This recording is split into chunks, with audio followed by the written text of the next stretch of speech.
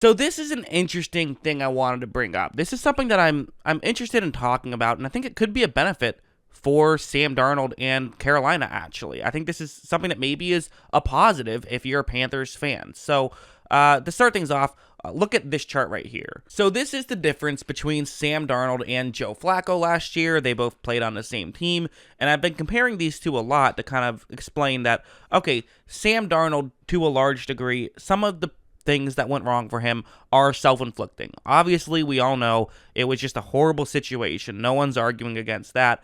But you can also still say that some things were self-inflicting. And if you look at this, compare him to Joe Flacco in terms of sacks, well, okay, obviously Darnold had a lot more dropbacks, so he's going to have more sacks.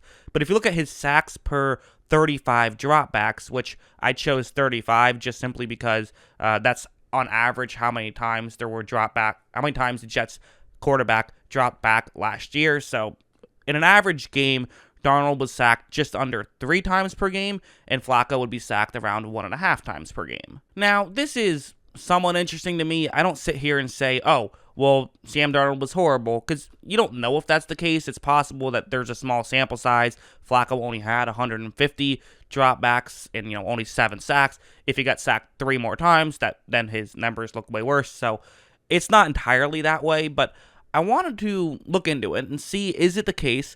Is Sam Darnold bad at it? And what I found was, I think, something more interesting than I expected to find. So this play is going to be a good example of a lot of what happened with Darnold. And part of what gave me this idea to begin with was I made a video on why hasn't Sam Darnold lived up to expectations, really watching his college tape and seeing what some of the issues were there that we probably should have noticed then that we didn't for whatever reason, and then talking about it here. But one thing that was interesting is I had to watch those clips on YouTube, and a lot of the YouTube comments kept saying, like, if Sam Darnold just gets an offensive line, then he'll be good, which obviously is something people still say now, and it made me wonder, well, how much of it is the offensive line? But I actually don't know if it's the offensive line in New York. I think it might be the receiving core, and here's what I mean. And it's actually not just receiving core, but I'll show the example, and then we'll talk about it. So it's zone coverage, a receiver's running over the middle, it's going to be a play action. That's how this play works. It's nothing fancy, but that's what they're going to do. So Darnold takes a snap, runs the play action, and at this point, not too much is open. He could try to throw it to either of the two guys down the field. One is just running a curl route, but he's kind of covered. The guy who I pointed out pre-snap is the first read, but as you see, the defense is doing a good job of not getting too fooled into play action, getting back. Darnold could try and force it, but it'll be tough. That's a throw that he doesn't want to make, which I understand. So finally, what you would do is go to the other circle to check down, but that one's not really going to end up getting open either. So Darnold stays on his first read, eventually gets to his second read, tries to scramble out, and gets sacked. Now, I would personally argue that you got to be a little bit quicker in that. Tom Brady doesn't get sacked there, right? There is some control with the quarterback, at least throw the ball away. But still, really, I think the biggest issue with Darnold, and at least a big issue with Darnold, is the fact that guys just weren't getting open. And this kind of talks about, it's a big part of the theory I have, which, numbers back this up. There's a lot of data to back this up. So it's a substantiated theory, which is that a lot of times sacks actually happen due to receivers not getting open, as opposed to due to your offensive line being bad. Like, this play is going to be another example of exactly that. So what's going to end up happening on this play is that it's going to be man coverage. You have a receiver running underneath. That's where Darnold wants to throw to, but watch what happens. Right when this play starts, you're going to see that Darnold, there's pressure, but he has a guy he wants to throw to. He's just not open. And again, Darnold could try to force the issue right here, but it'll probably get intercepted.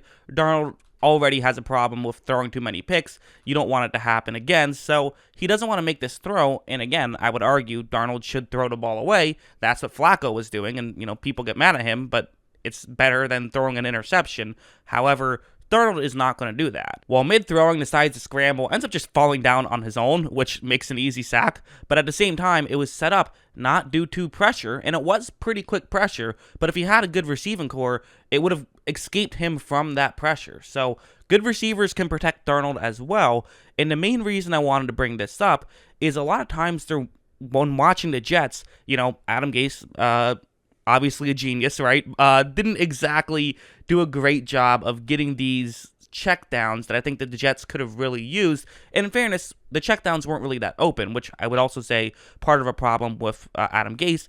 You know what team will have open checkdowns? The team that has Christian McCaffrey. So that is basically the thing I thought of when, looking at the film here is Sam Darnold is going to love having Christian McCaffrey on his team. That is just the absolute dream for him. Again, will it work out? I don't know. It's tough. A lot of guys don't have their first good season their fourth year. That just doesn't happen.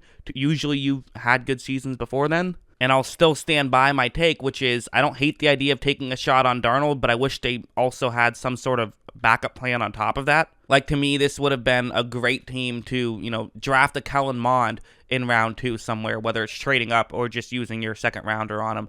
Something like that would have been, I think, really smart for them to do. But again, it could work out with Darnold, and one way it could really work out is just if you get guys open. It's less about the pressure. The pressure wasn't great either. I'm not going to sit here and say that there weren't plays where the pressure didn't happen immediately, but some of it was receivers getting open.